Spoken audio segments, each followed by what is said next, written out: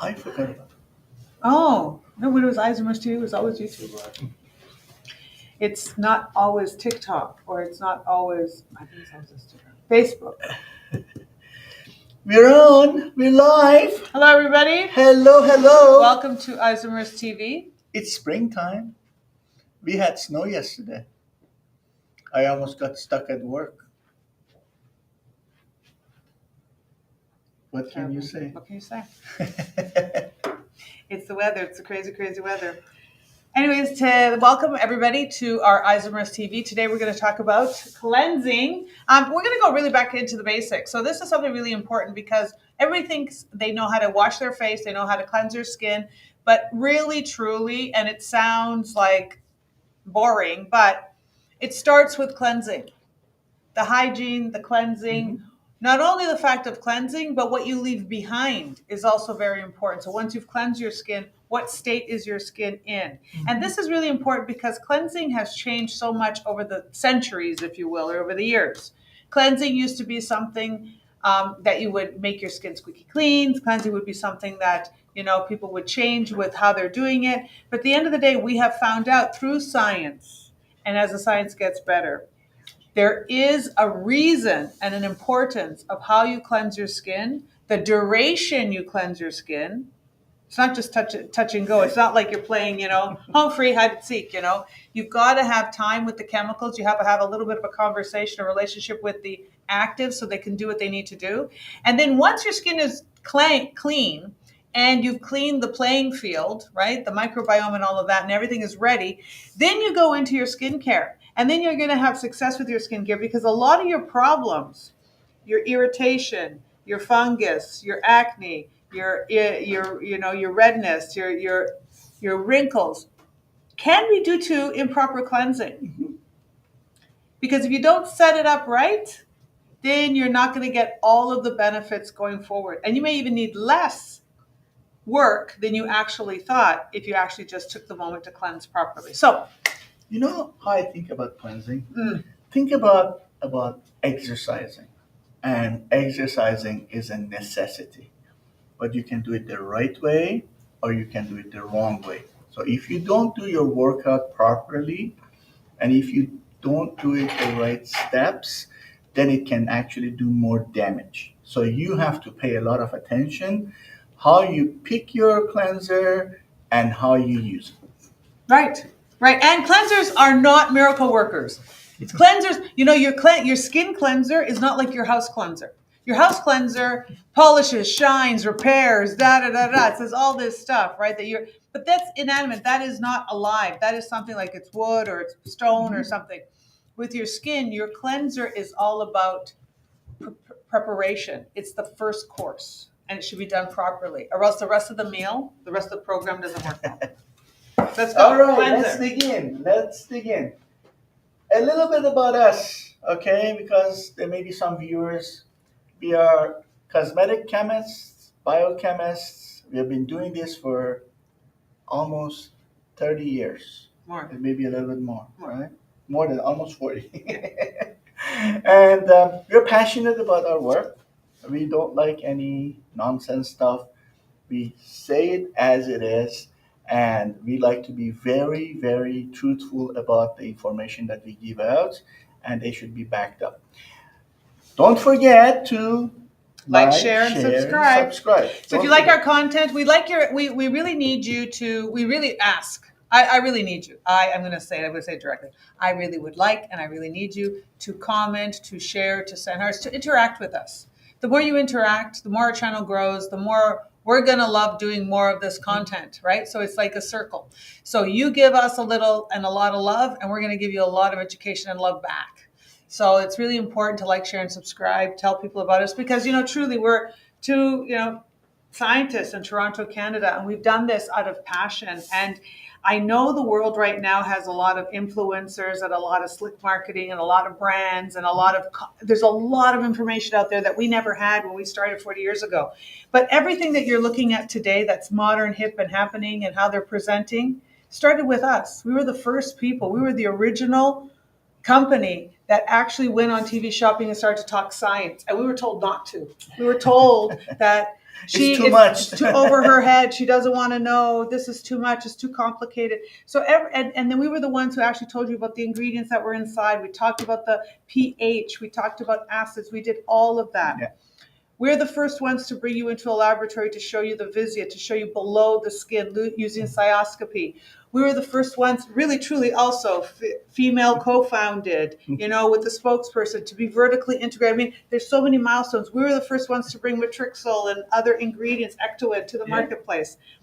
So we have been around for a long, long time in skincare, behind the scenes. And so we would like to offer our knowledge and share our knowledge as our legacy. So we're choosing to do it this way. And if you want to truly like skin, and if you are another brand, if you are another influencer out there, if you think that you are actually rediscovering that the earth is round, we've been there. We've done that. So join our community and we can grow even further. But one thing is, we can always discover more about earth together. We all know it's round, but we can always, as a group, we can always teach each other. We can also learn from you guys. So let's dig in and get into the science of cleansing. Now, people say, well, why do we need cleansing? Some say because we don't want to be dirty. It's a little bit more involved than that, okay? We have pollution. Let's stop right there for a few seconds. Pollution. It is a topic that became hot, and unfortunately, a lot of people forgot it because it didn't become a crazy buzzword. It wasn't trendy. But it wasn't trendy, but you cannot forget about it. It's called PM 2.5 or PM 10. These are particle sizes that are part of the pollution in the atmosphere, in the air around us, and they can basically, like the dust that sits on a table or lands on the table, they land on our face, and then they can cause a lot of irritation and free radicals to the skin. So you need to be aware of it. You need to remove it. It's just neutralizing it is not enough. Part of it is, that's why your cleanser is now becoming more and more and more important, especially if you live in a city that the pollution level is relatively high. Okay. And you're not changing your filters, and you're not dusting all the time. You have to think about your environment. I was thinking about what was that thing last year in sunscreen that they were talking about, that they said they were banning those sunscreens. They didn't like it because it had a certain benzene. The benzene as a contaminant. Yes. Yeah. So there was a sunscreen scare. The benzene was a contaminant. Do not use these sunscreens because they contain this. And we're sitting here laughing, going, "Wait a minute! Your carpet has it. Your car has it in its leather. Like it's your perfume has it." Yeah. And they isolated this one thing. So there's a lot of things that people are looking at, and that's you talk about formaldehyde. No, it was a benzene. No, it was benzene. It was a benzene. It was a benzene thing that they put on the carpets, and it comes up into the room. Oh, okay. We got to get that word right. But my point is, you understand one point of pollution, but there's all other points of pollution around you. Put it in perspective, but also be much more aware that not just this matters. All of it. It's not just the air. It's also your surfaces. It's also your flooring. It's also your clothes. We talk about flooring another time, because there's a lot of formaldehyde in wood flooring. People don't know.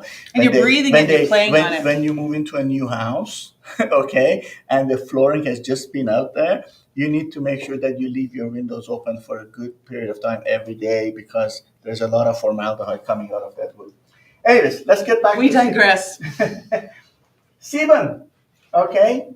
Sebum is one of those things that is kind of two-faced. Excess of it is really bad. No sebum is really bad. You need to put things in balance, okay?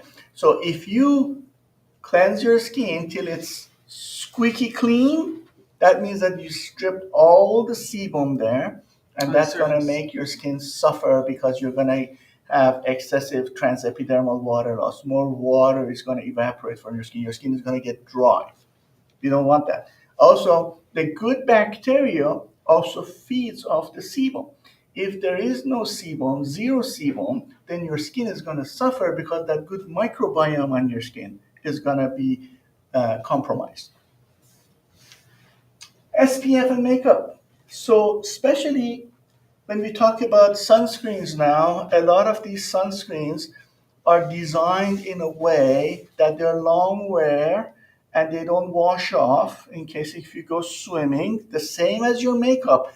Long lasting makeup, yes, it's good in terms of the aesthetics and it lasts long, but those materials, the ingredients that they're putting in there, they're not supposed to stay on your skin for extended period of time, and that can damage your skin. Your skin cannot breathe the same way. It makes your microbiome suffer.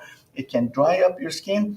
And makeup, you have to be very picky on the makeup you choose because it is not just the pigment, but the impurities in the pigment.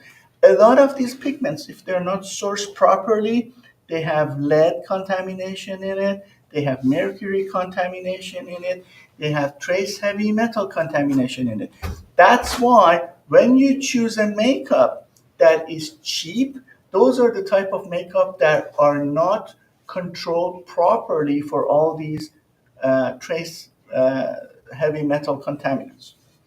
And then dead skin cells. Naturally, our skin exfoliates, and some of those dead cells, if they don't get cleansed, they get sticky and they stick to the surface of the skin. And proper cleansing is a requirement so that your skin can again breathe better. So basically, between these four different things, this is the important stuff. What this should be the function of a good makeup. A good makeup will do really good things for you in these categories.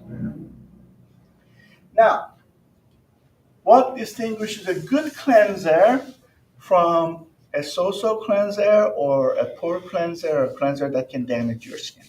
Let's talk about that.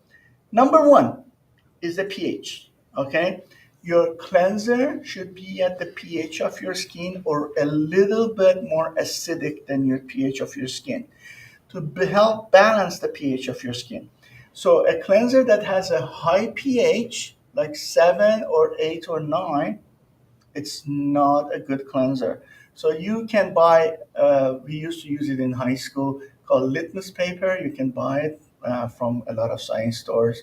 And it's just a little piece of paper, and you dip it in the solution, and then it changes color, and then you have a color matching scale that you match it, and it's going to tell you what the pH of this. You cannot buy a pH meter. But now the technology is getting so advanced that even buying a regular pencil pH meter is very inexpensive. It's a good thing to have. It should not be stripping. If it's too squeaky clean, we just talked about it a few seconds ago, it's going to rip your skin off all the good fatty acids that are on your skin, of the sebum that is on skin. They have special functions in terms of your microbiome, transepidermal water loss protection. Don't forget about that. Microbiome has to also be microbiome friendly.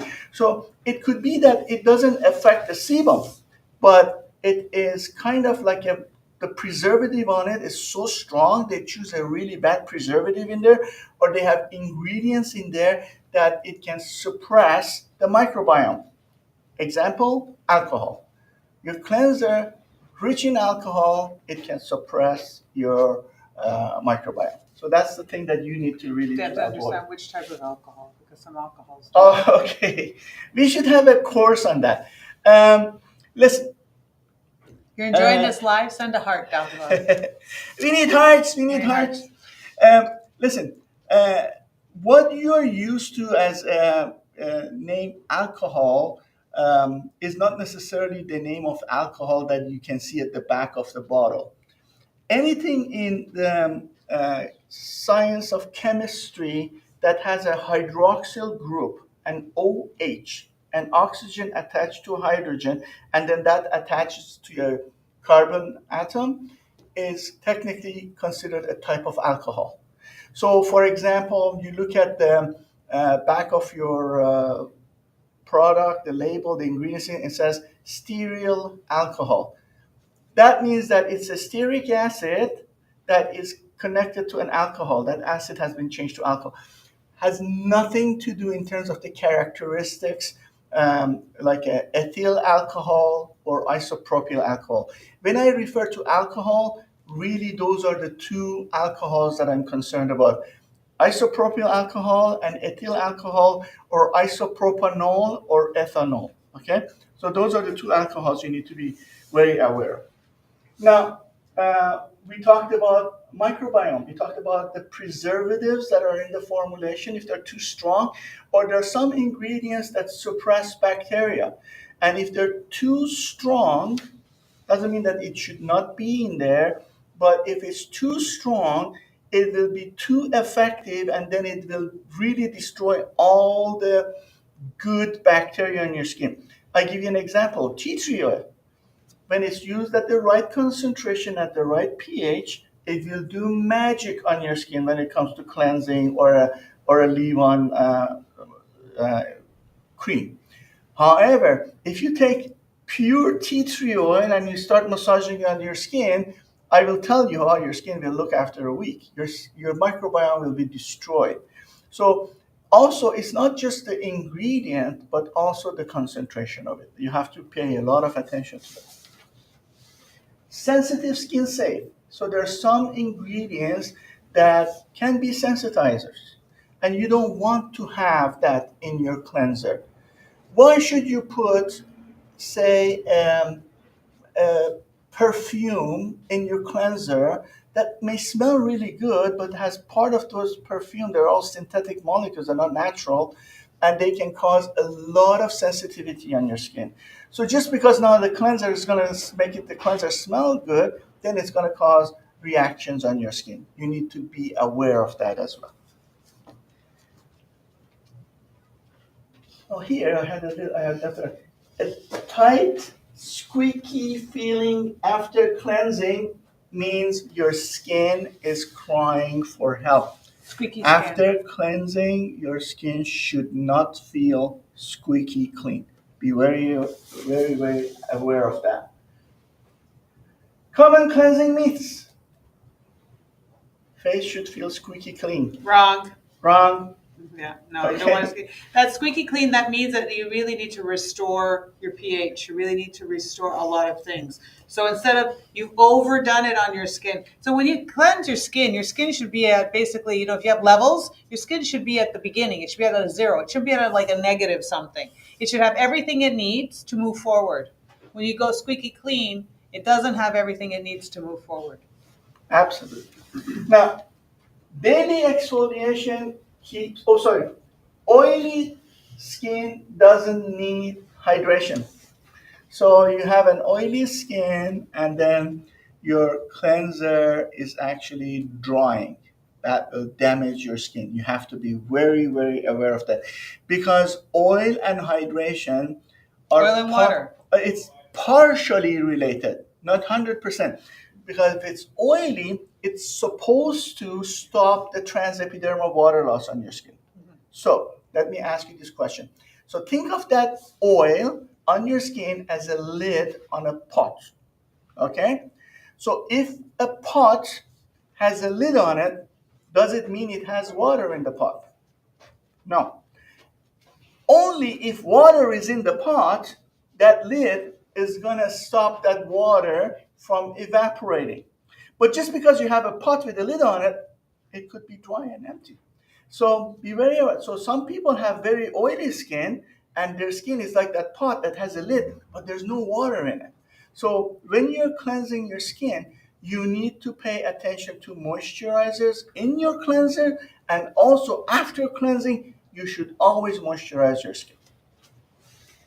Daily exfoliation keeps your skin clear. Wrong. Because if you do too much exfoliation, you're gonna really destroy that microbiome on your skin. Your skin is gonna get very dry. You're gonna take too much sebum off your skin. Your skin is gonna be left, as Manuela says all the time, raw, unprotected. So you need to do exfoliation, but it needs to be balanced. And I'm Persian. When I was younger, we have this thing called kise, okay? And kise is this rough material that people use like a loofah. Yeah, it's a loofah. It's a very, very harsh loofah. And people used to put this kaolin-based clay on their face, yeah, with fat, and mixed with fat, which is called safidab, and then they would rub the skin till it's red. Like sandpaper.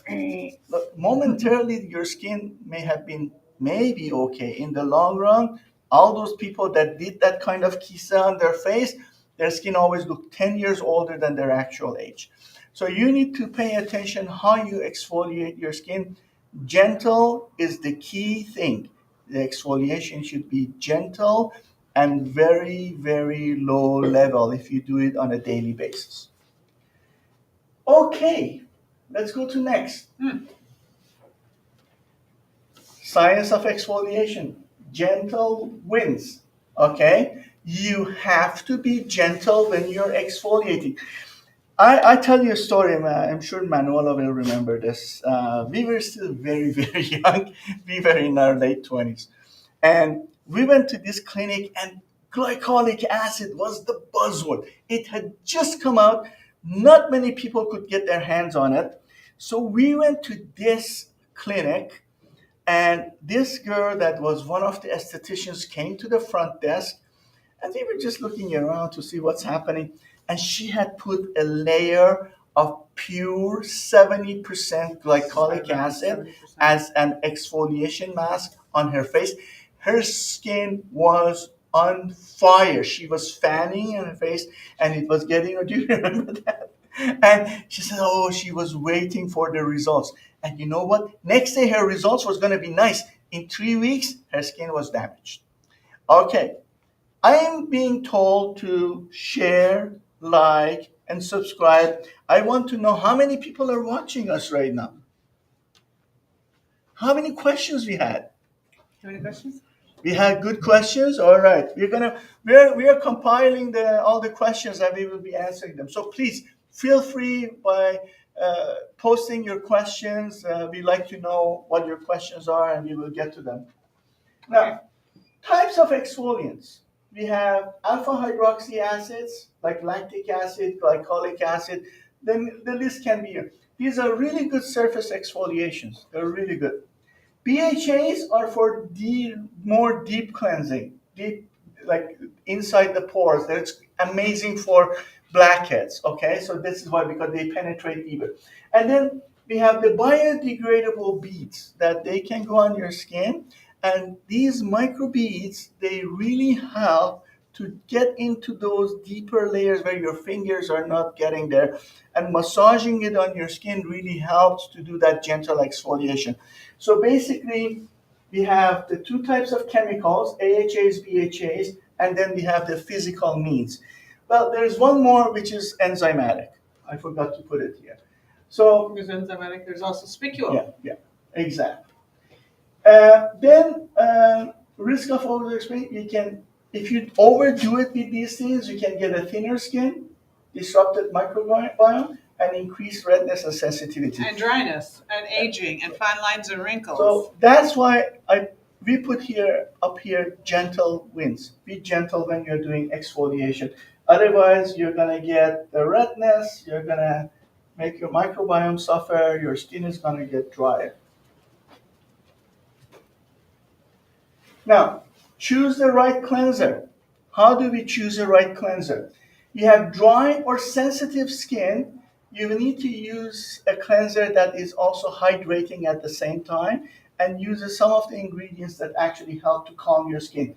Urea, lactic acid at the balanced pH. By low pH, I don't mean pH 2. Slightly lower than the pH of the skin, something around 4. 3.5 to 5.5 would be ideal. Then, if you have acne or oily skin, choose something that is a little bit more deeper cleanser, like something that has a salicylic acid. Something a little bit more like a grease cutter. Like you have to think about the grease, the sebum, right? Because that's what you're really targeting, without wiping out the good microbiome. Yeah. That's really what you want to do. Exactly. And then salicylic acid, tea tree oil, they do an amazing job. But again, remember, when we talk about tea tree oil, I do not want you to go to the health food store and buy these drops of tea tree oil and start massaging it on your face.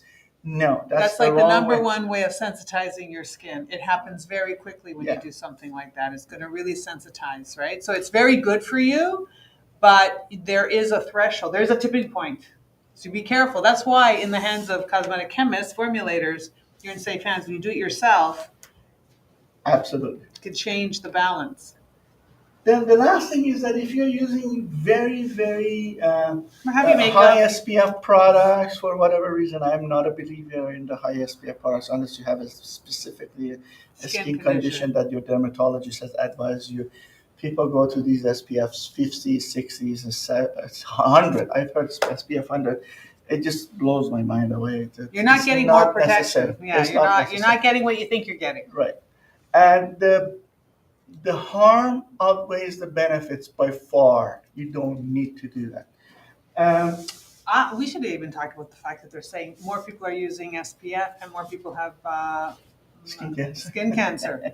How is that possible? Like, Yeah. think about that. And now they're going to say, well, it's the planet. Don't get us How started. how you stop the UV rays?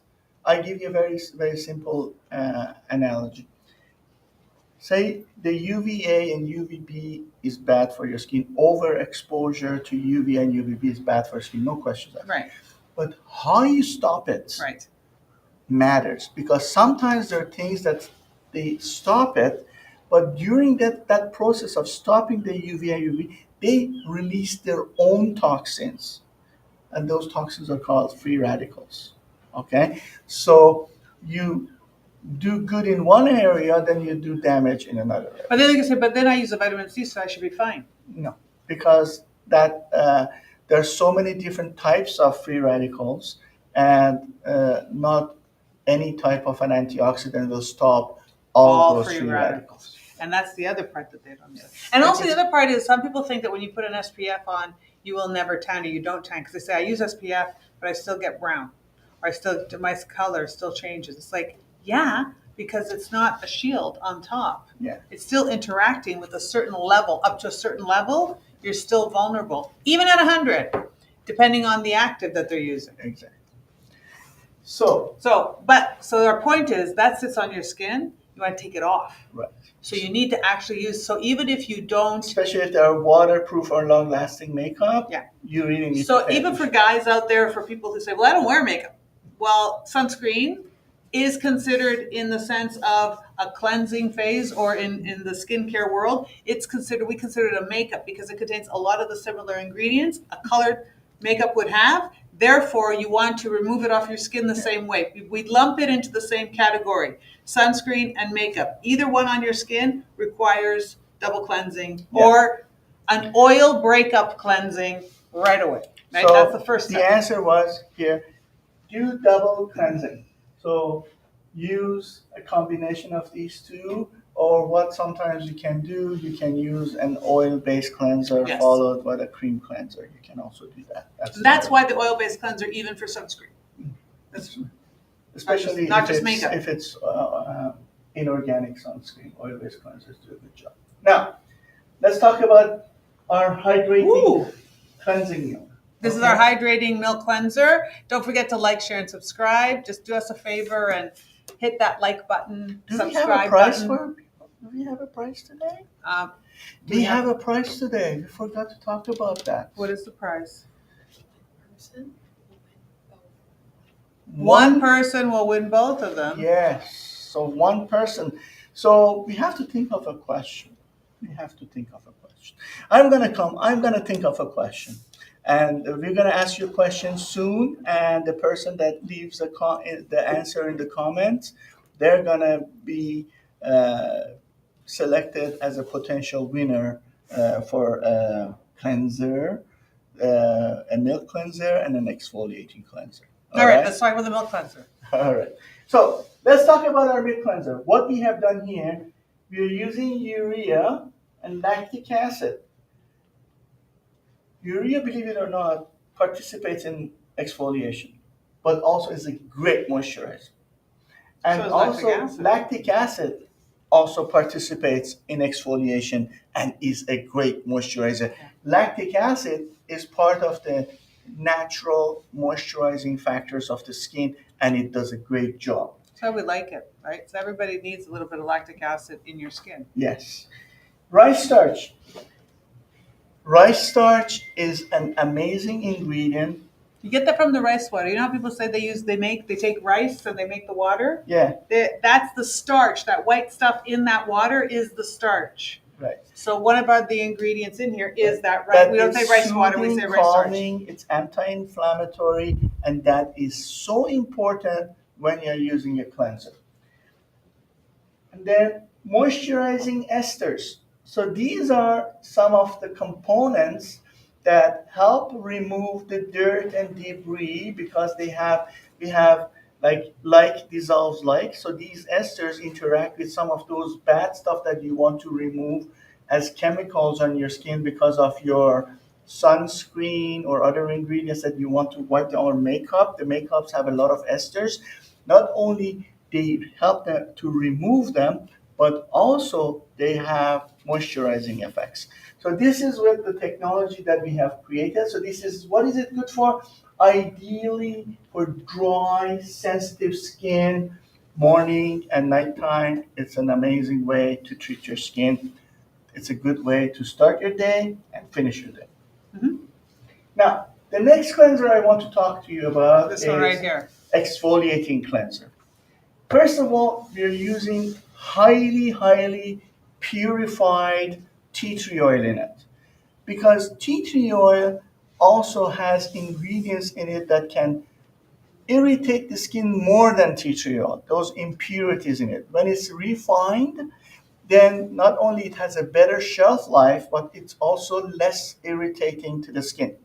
Now, by using the right pH and the right concentration, we are making sure that we are maintaining the antibacterial effect of the tea tree oil without stressing out the skin. So the right concentration, highly purified, it ensures that you get the maximum benefit from the tea tree oil. Then we have glycolic acid and salicylic acid. There are two heroes here. Excellent exfoliating agents. Right pH, right concentration. They're very mild on your skin. They're not going to strip out your skin, and they're going to be very gentle, but yet very effective. Great for clogged pores, excess sebum, things like that. It does a great job. And then we have created an antioxidant defense by leaving carnosine and vitamin E in it. So now we are giving your skin the additional benefits of protecting itself while you're cleansing. And then we have the beads in here too, right? Or we don't have the beads in here? I forgot. Yeah, we have the microbeads in here as well. So this does basically really a combination of cleansing for your skin. It's effective, it's potent, but yet it's very gentle. We have rice bran, we have sunflower, Right, so those are the beads. and Candelia. So this is a bead. This is the. That's they're very good for makeup and sunscreen removal. Yeah, Excellent. we are not using those synthetic beads that are harmful. And these are natural beads that they basically, as a function of time, they're biodegradable themselves. So we are not. But they're put into the formula for the removal of that sunscreen and that makeup, right? It's also going to help that micro stimulation of the skin. Exactly. Now, some of the things I want you to remember. This is what we put together. This. It should be in front of you next to the beauty mirror that you have when you're cleansing. The 60-second rule. Massage gently at least 60 seconds. If you're brushing your teeth and you go 1, 2, 1, 2, and then you rinse your mouth, it's not going to work, is it? You need time. You need to pay attention. Don't be harsh. Don't think that you're going to force it on your skin and massaging it. No, go in gentle circular motion Like this. and give yourself about a minute, okay? And why? Because it takes time to make these things, some of these ingredients to penetrate, some of the ingredients to dissolve. It doesn't happen instantaneously. You need to give it time to react. Right. So when you are washing your skin, you're emulsifying a little bit or whatever, you're allowing, for example, if you have oily skin, right? And you say, my pores are large, my pores are full, I'm using the cleanser and it's not working. And we say to people, well, how are you using your cleanser? And they're like, well, I wash it twice a day. Well, how long are you staying on? Well, 15 seconds. There's I put it on and then, I rinse it off right away, Okay, salicylic acid, to be able to go into your pore and dissolve or loosen up the sebum needs time. Now you think about it. I don't know who cooks anymore, but if you're out there and you understand some concepts of cooking, it's surprising people don't understand this concept. But microwaving, you cannot put it in the microwave for 5 seconds and expect it to get hot. You need a minute or two, right? When you're reheating your leftovers, how long does it take to reheat your leftovers or your lunch? 2 minutes, 3 minutes? That's the amount of time you should be washing your face. That's the amount of time the product should sit on your skin, right? And in that time that you're doing it, that's why when you go to an esthetician, get a facial, when they're cleansing your skin, they take about 5 minutes to 7 minutes to wash your face. They don't rush through that process because part of the massage also, and when you're moving it around, works the sebum out. Mm-hmm. It kind of, without squeezing it, it's what? Dislodging it. Works it out, right? And when and this whole thing about the microwave, but when you're cooking, you turn on your pan, your stovetop. You take your pan, you put your pan on. If you're using aluminum pans now, people use stainless steel pans now. You leave the pan on for a while, and then you sprinkle some water to see if it's ready. Like that, and then you start cooking. Like everything needs its time. Everything to be able to do what it needs to do. So your cleanser, if you're not, because people think, oh, in 1 minute I'm done. Mm-hmm. Well, you could put a serum on for a minute. You could put a cream on for a minute. But a cleanser requires 2 to 3 times that time. Yeah. Minimum 1 minute. I'm going to teach you a little trick, but during teaching you this trick, you're going to learn something too. Okay. Think that you have just gone to the store and purchased a set of glasses, drinking glasses, or you bought pots and pans. And you come home and then you look at it, it's great, and then there's a sticker on it. Okay? And you try to remove the sticker, and then the paper comes off, and then there's that oily residue, gucky stuff stuck there. Sticky stuff. And you put that cleanser, the whatever dishwashing liquid is, you put on it, and you put on it, it's not going, the dishwasher not. Instead of using a dishwashing fluid, go to the cabinet and get a little bit of olive oil or any kind of cooking oil and put a few drops, 2 or 3 drops, when it's dry, that there's no water on, and gently massage it. Initially, you see nothing.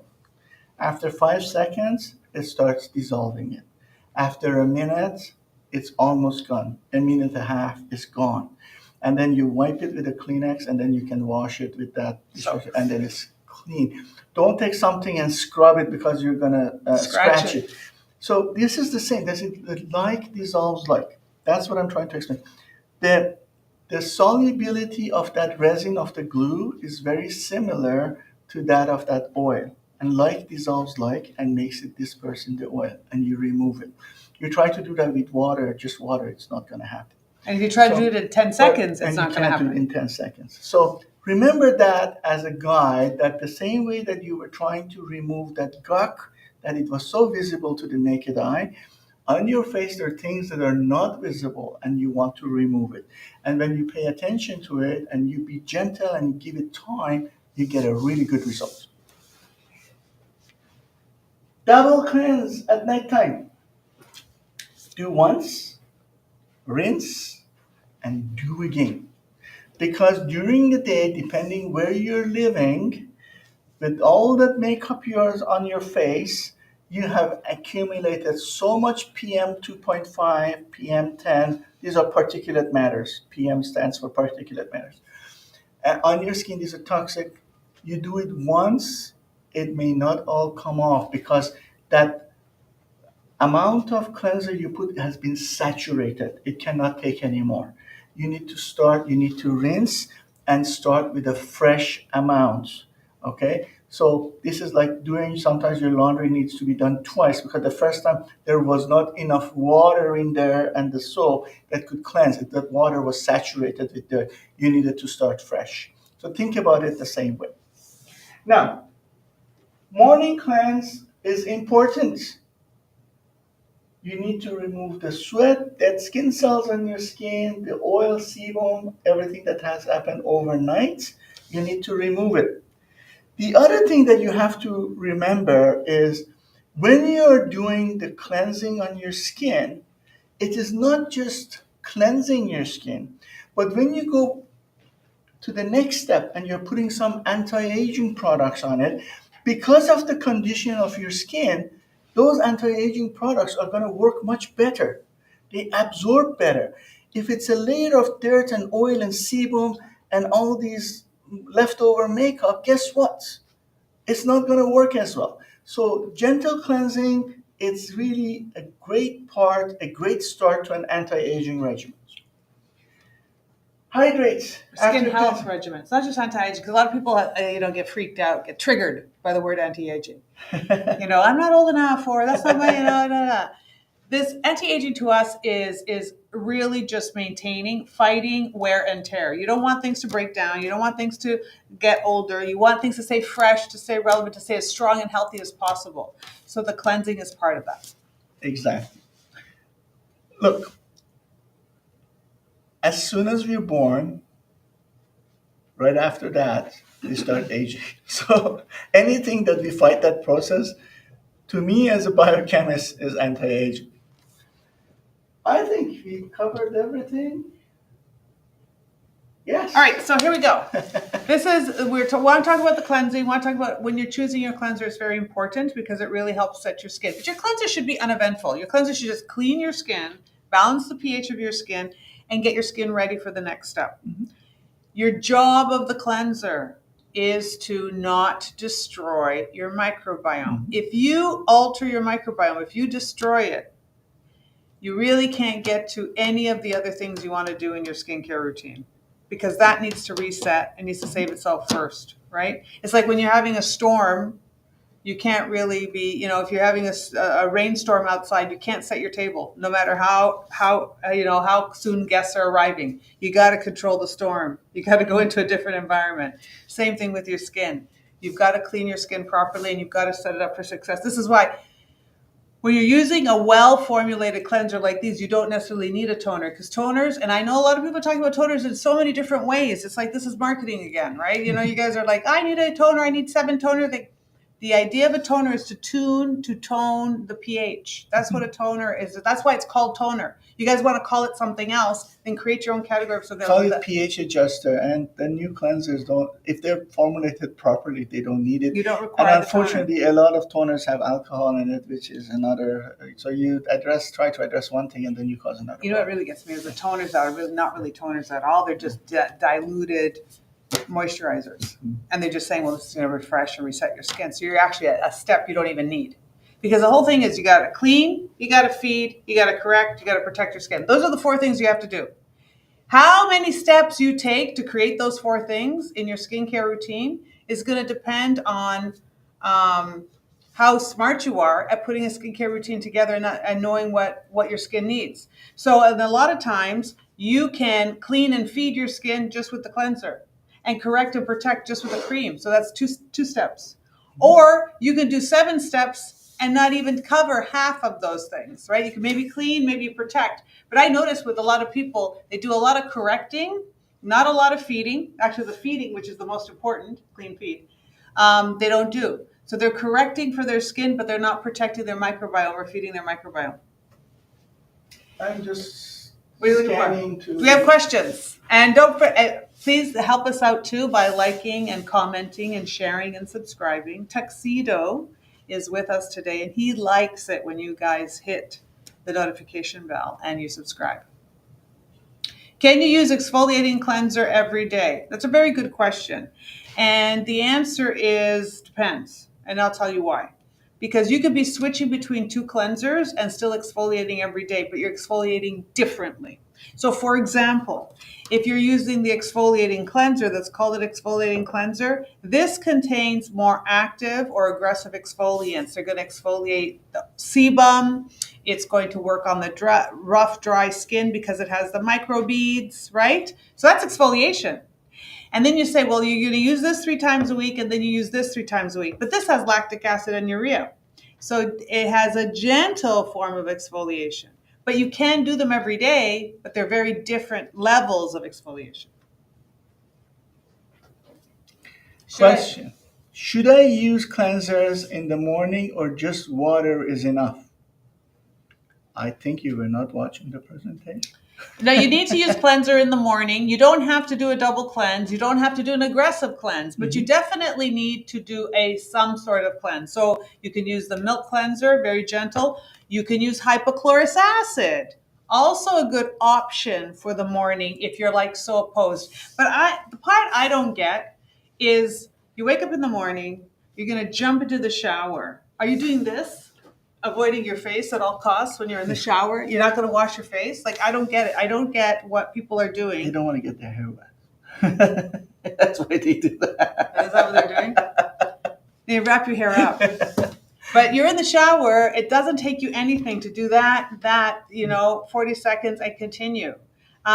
If you think that by washing your skin in the morning, you are falling behind on something, you're removing something good. No.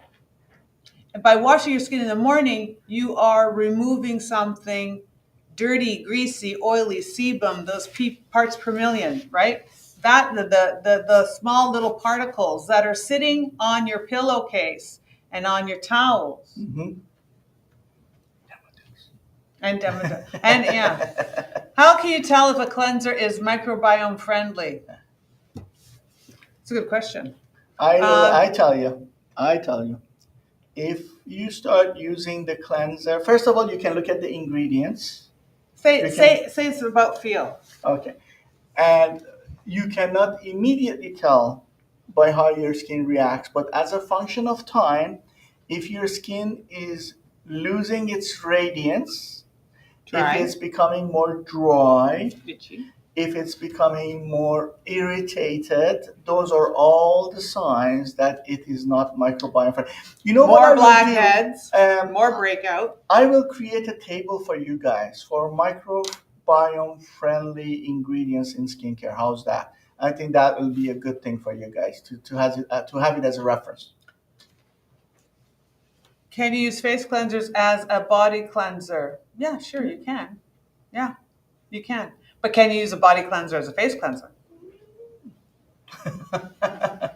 How often should you exfoliate in a week? 2 to 3 times a week you should be exfoliating. Start with 2 times a week. It's not that you're exfoliate, like, I know a lot of people think exfoliate twice. My goal is to get up to 5 times a week or something. No. Your goal should be to do it for 6 months or 9 months or 12 months, not to increase the number of days a week that you do it. Can I make a general rule here? Your goal should be to listen to your skin. Yes, listen to your skin. Okay, that's very important. So let me give you an example. I'm gonna sometimes for examples, if you exaggerate things, it's gonna deliver the meaning. So you have a very, very gentle skin on your face. Sometimes if you exfoliate once a week, it may be too much. But then you go to the back of your elbow, right here where the skin is really thick, you can exfoliate twice a day. Okay? Now I exaggerate. Some people have naturally thicker skin that is not naturally exfoliated. The exfoliation rate on that skin is not at its optimum. And they may be able to benefit from exfoliating 4 or 5 times a day. But you cannot make a general rule. Okay? So you start at the low end. If your skin is happy, there's no irritation, you have the right radiance, you have the right moisturization, there is no stripping, then you stay there. Don't change it if it's working. Now, if you feel your skin still feels a little bit too rough, or too oily or too, so you may need, just try to do it twice a day, twice a week, Mondays and say Thursdays. Okay, gradual increase till you're happy with the condition of your skin. Which cleanser is best for older skin? They're both good for older skin, but you would start with the moisture. You start with the hydrating milk cleanser because you want to go gentle at 1st and you want to go regular. It's all about being regular, once or twice a week that you are actually doing the exfoliation. But if you are, so when you're using the milk cleanser, for example, with older skin or mature skin, I like it. You know, I have mature skin. You have mature skin. We use both. But I can't use the exfoliating cleanser every single day. I use this 3 or 4 times a week. This I can use every single day. So again, listening to my skin type, but also knowing that the gentle cleanse is all you need. It's about being regular, like doing it. I was trying to think, like, you have to think of a couple of days a week where you're doing this full kind of treatment for yourself. If cleansers dry out my skin, is it okay to use them once every 2 days? No. I don't understand. What's that question? Let me answer that. Let me answer that. Can I see the question one more time? I just want to make sure I answer it properly. I have a very good suggestion. If cleansers, okay, first of all, you said if cleansers. Are you telling me that you have tried every different type of cleanser and it's always drying your skin? That's a different story.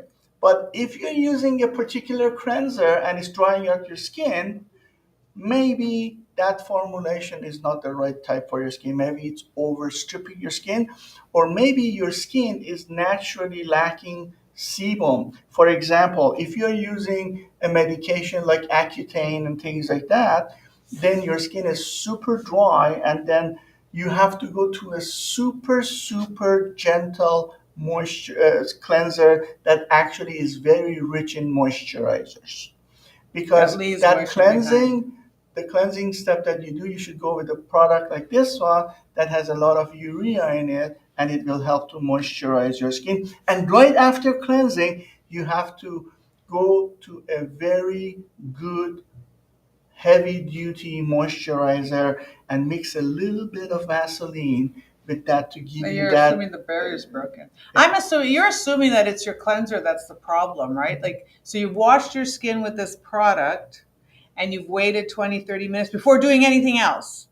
And you know that that's the one that's drying out your skin. Like, we don't know. Like, the question, and we're not trying to be difficult. We're just trying to get clarity and understanding. What is it you're asking? Because if you're telling me, the condition of your skin? If you're telling me, if I were to say to myself, come for a consultation, I said, I am using this product and it irritates my skin, but is it okay if I use it twice a week?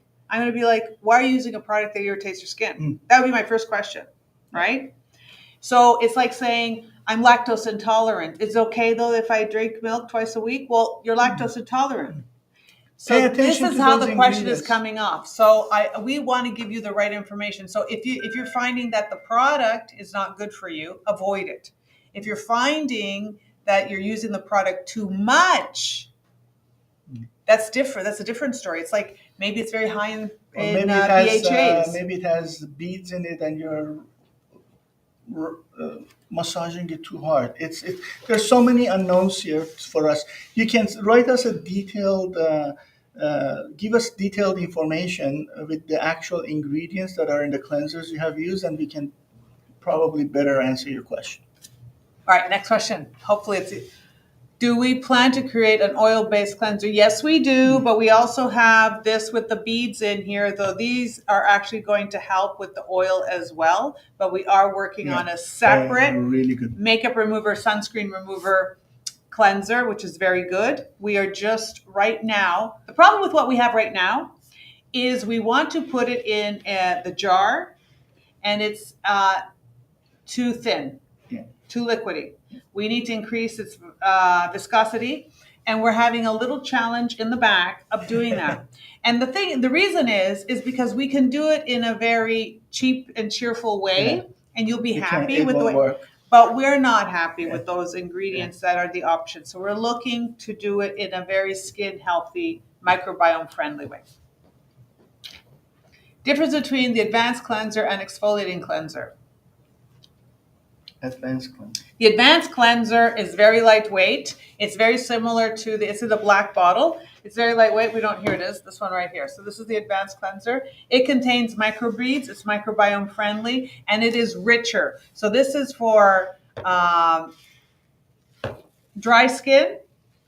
This is for oily skin, and this is for mature skin. This has some actives in it that are in. Sorry, I took that away from you. Yeah, it's okay. This. Sorry, I have to look because I'm getting older. I cannot remember everything that we designed by heart. But we have some actives in there for better delivery for older, mature skin that are encapsulated in maltodextrin. So it has a good job of delivering some of those actives as its cleanser. Last question. Giveaway time. Giveaway time. We want to know what. Okay, I'm going to ask you a question. So I have two cleansers, cleanser A and cleanser B. Cleanser A has 5% oil in it. Cleanser B has 15% oil in it. Can I tell which one of these two is more moisturizing? Should I repeat it? I have two cleansers that they are identical in formula. So you have gone to a store that has given you all the percentages of these cleansers. You have cleanser A in your right hand. It says all the ingredients and it's identical to except of that particular oil. This one has 5% oil. This one has 15% oil, has 3 times more oil than this one. Can I tell which one is more moisturizing?